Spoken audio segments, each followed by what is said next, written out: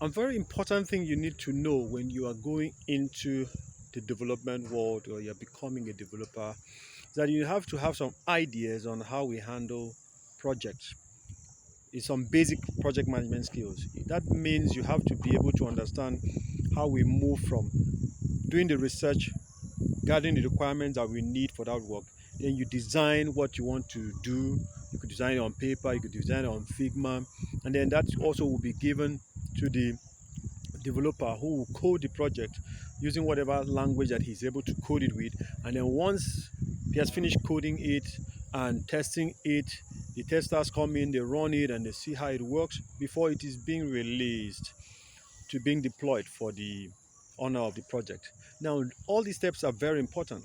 Even though we have what we call the agile system, or we also have what we call the rapid application development method, where these some of these parts of these projects can be done, simultaneously or concurrently. At the end of the day, the design process must always be done separately, and then we are developing several components together, and we are getting things done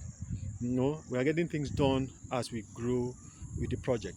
So you need to get yourself acquainted in the industry. This is how it works.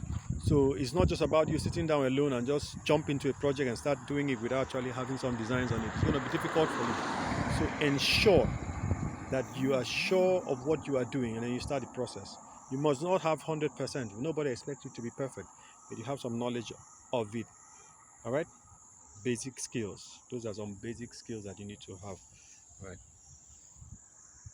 You can join us still on the training which is coming up very soon. Just click on the link on my bio, and you have the information about when the next training is coming on, and then you join us there, and you will learn a lot.